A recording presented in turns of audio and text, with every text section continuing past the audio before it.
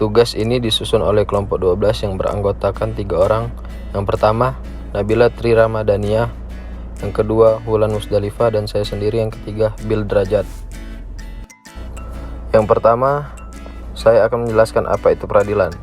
Peradilan adalah segala sesuatu yang berhubungan dengan tugas negara untuk menegakkan hukum dan keadilan. Lembaga peradilan adalah sarana bagi masyarakat untuk mendapatkan keadilan dan perlakuan yang semestinya di depan hukum. Dalam Etika Hakim saat menyelenggarakan Peradilan 2007, karya Abdul Manan, lembaga peradilan itu bertindak untuk menyelesaikan segala sengketa yang terjadi dalam kehidupan masyarakat. Lembaga peradilan berdasarkan ketentuan Undang-Undang Dasar 1945, Pasal 24 yang selanjutnya diatur di Undang-Undang Republik Indonesia Nomor 48 Tahun 2009, Pasal 18 tentang kekuasaan kehakiman. Menurut undang-undang tersebut, kekuasaan kehakiman di Indonesia ada pada 2 badan, yaitu yang pertama, Mahkamah Agung atau MA, dan badan peradilan yang berada di bawahnya dalam lingkungan peradilan umum, lingkungan peradilan agama, lingkungan peradilan militer, dan lingkungan peradilan tata usaha negara. Yang kedua, Mahkamah Konstitusi penegakan hukum melalui badan peradilan menempati kedudukan yang sangat strategis. Apa arti lembaga dan penegak hukum? Lembaga penegak hukum dapat diartikan sebagai organisasi petugas-petugas yang berhubungan dengan masalah peradilan. Baiklah, saya akan membacakan kelanjutan dari slide sebelumnya.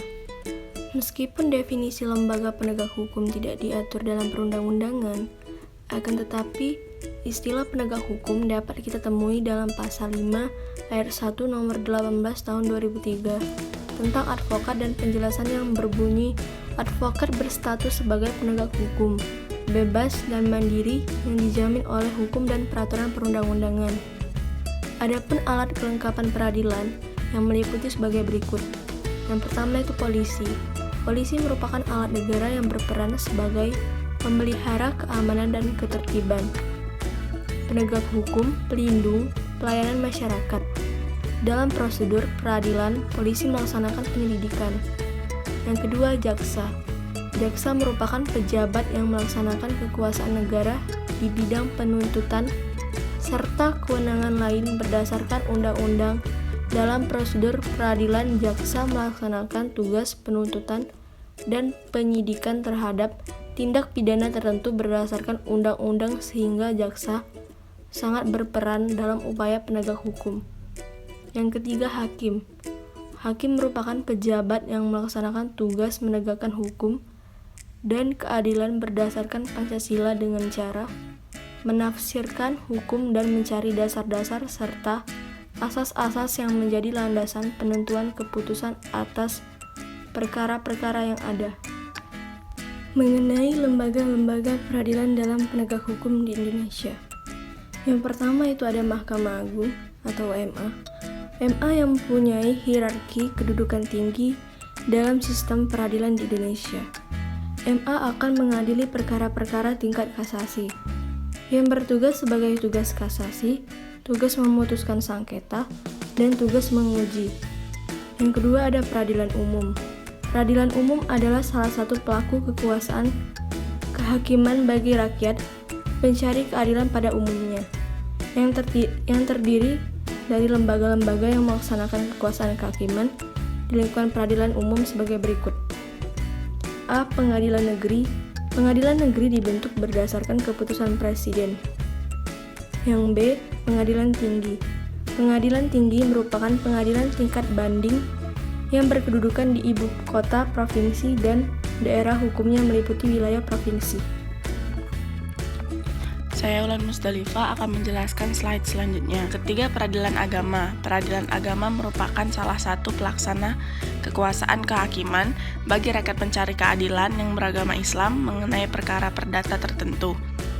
Tugas dan wewenang pengadilan agama adalah memeriksa, memutus, dan menyelesaikan perkara-perkara di tingkat pertama antara orang-orang yang beragama Islam di bidang perkawinan, kewarisan, wasiat, serta hibah, bukan berdasarkan hukum Islam serta wakaf dan sedekah. Yang keempat, pengadilan militer.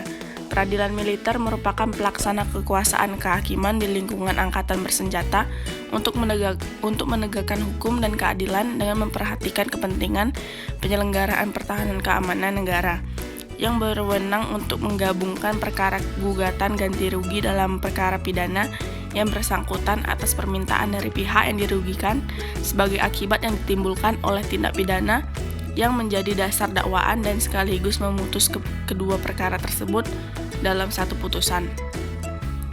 Yang kelima, peradilan tata usaha negara.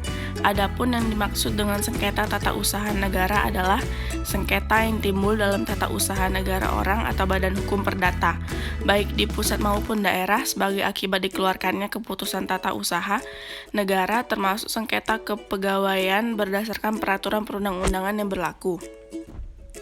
Yang keenam, pengadilan khusus. Pengadilan khusus adalah pengadilan yang mempunyai kewenangan untuk memeriksa, mengadili, dan memutus perkara tertentu yang hanya dapat dibentuk dalam salah satu lingkungan badan peradilan yang berada di bawah Mahkamah Agung yang diatur dalam undang-undang. Yang ketujuh, Mahkamah Konstitusi atau disebut MK.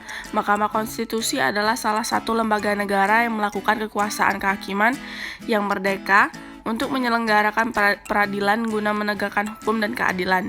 Mengenai kewenangan MK yang menempatkan semua lembaga negara dalam kedudukan setara sehingga terdapat keseimbangan dalam penyelenggaraan negara, sehingga keberadaan Mahkamah Konstitusi menjadi langkah nyata untuk dapat saling mengoreksi kinerja antar lembaga negara.